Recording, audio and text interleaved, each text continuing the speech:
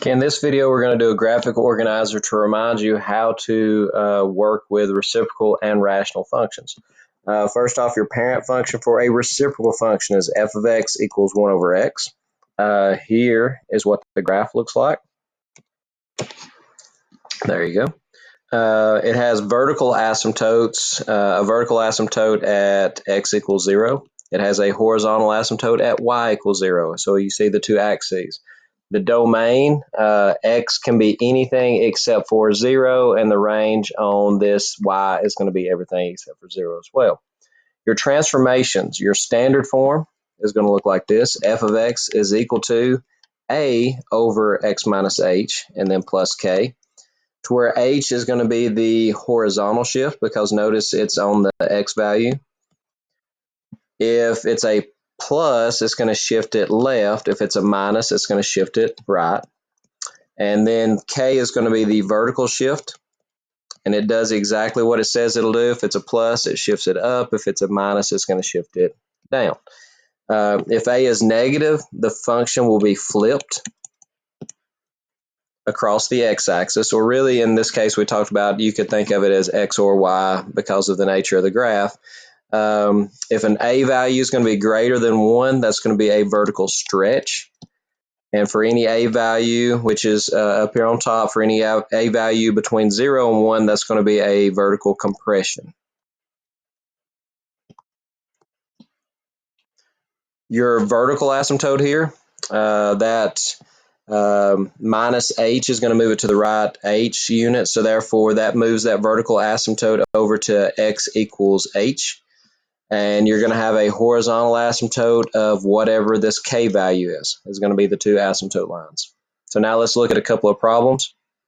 The first one, you can identify your asymptote lines first. Your x value is going to be the opposite of that. Again, that vertical asymptote is going to be anything that makes that bottom equal to 0. So it's going to be negative 1. Your horizontal asymptote, very easy to find. It's whatever this number out here is. So y equals negative 5 is your horizontal. So let's go ahead and plot those. Those asymptote lines will also tell you what your domain restrictions and your range restrictions are. So x is not going to be negative 1. Your y value is not going to be a negative 5 because of those asymptote lines. From here on out, you can go ahead and you can plot some points if you'd like to, and that's going to show you where your graph's going to go from there. And there you see a sketch of that graph. The next one, again, let's start out with our vertical and horizontal asymptotes. X equals negative 3 is going to be the vertical asymptote because, again, that's what makes the bottom equal to 0. Your horizontal asymptote on these can always be found by looking at the plus or minus out here. So y equals 0 is going to be your horizontal. Those are also going to be your domain restrictions and range restrictions. So therefore, let's go ahead and graph those asymptote lines.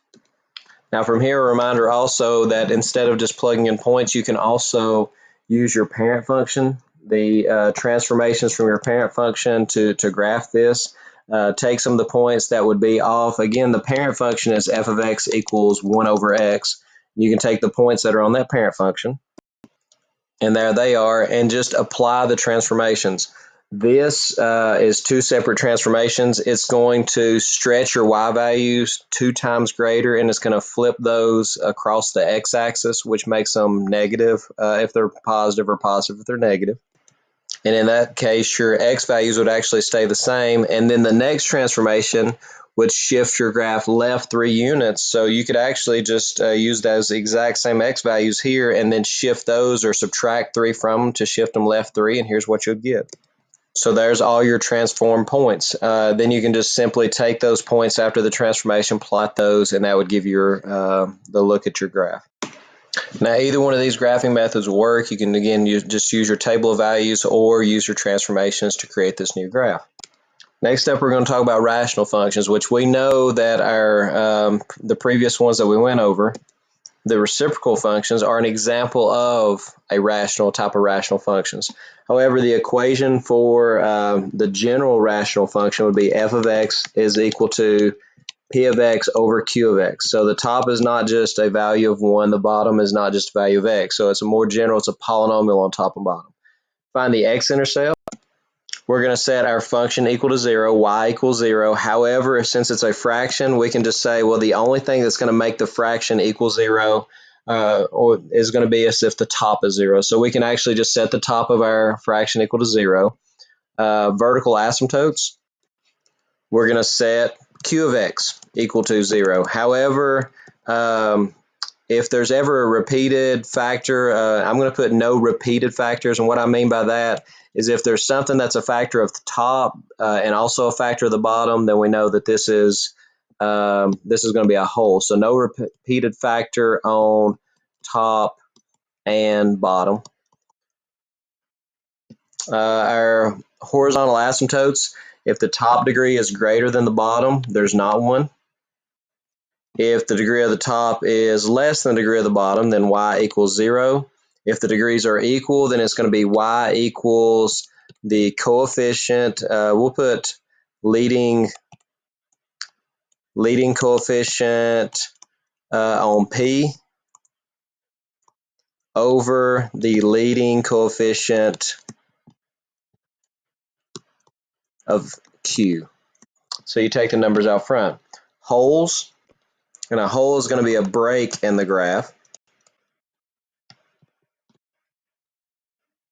And this is where, again, we had those common factors on top and bottom. So to find our x value, we're going to set common factor equal to 0. And to find our y coordinate, we're going to cancel those common factors. And then plug in that x value to find our y value. Now let's work a couple of examples of this. So we'll get, again, step number 1, let's go. I like to find my domain restrictions first. So here x cannot equal, if you look up, -2. -2 would make the bottom equal to 0. This will factor, so let's go ahead and factor that. The top is difference of squares. It factors into conjugates, plus minus x times itself and 3 times itself, over x plus 2 on the bottom. Again, my domain restriction is -2. Since that is not a factor of the top and bottom, the x plus 2, there will be no holes. And that x equals -2 is going to be a vertical asymptote. To find your horizontal asymptotes, you look at the highest degrees. If the degree of the top is greater than the degree of the bottom, then it will have no horizontal asymptotes. Next up, let's go ahead and plot our vertical asymptote. Next up, we'll go ahead and find our x-intercept. To find our x-intercept, we simply set the top equal to 0. So therefore, we're going to have an x-intercept at -3 and another x-intercept at 1 to +3. So it's going to be at -3, 0 and +3, 0. We'll just write it like this. Next up, you've got two different options. You can either use a graphing calculator, or you can do a t-table. Plug in some points and find more points that are on this graph. And as I plug those values in, there's what I got. Number 2. Again, start out, I like to begin by factoring first. So we're going to factor the top and bottom. Multiplies to give you -5, adds to give you -4, would be a -5 and a +1. The bottom is difference of squares, factors into conjugates, x times itself and 1 times itself. Therefore, my domain restrictions, x cannot be a -1 or a +1. However, one of those restrictions, the x plus 1, notice that there's a factor of top and bottom, so therefore I have a hole at the -1. In order to find out the other part of the hole, again, we simplify it, and then we plug in that x value. When you plug in -1, you get -6 over -2, which is 3. So we have a hole located at -1, 3, which is right there. Now we can actually, since I know where my hole is, now I can just graph this instead.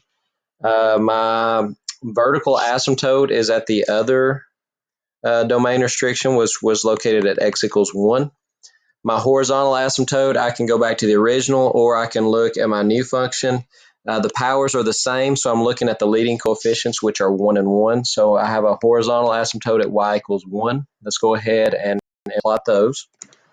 You will have an x-intercept, again, anywhere that the top is equal to 0. So since the top is x minus 5, that will be at 5 is where your x-intercept is. So 1, 2, 3, 4, which is right there. And again, from here, you can just use a graphing calculator or just simply plug in some x values to find some points, and here's what your graph will look like. And there you see a picture of graph. And again, remember that there is a hole there. So when we're talking about the range restrictions, the two range restrictions that I have here, y cannot equal 1, which is where my horizontal asymptote is located.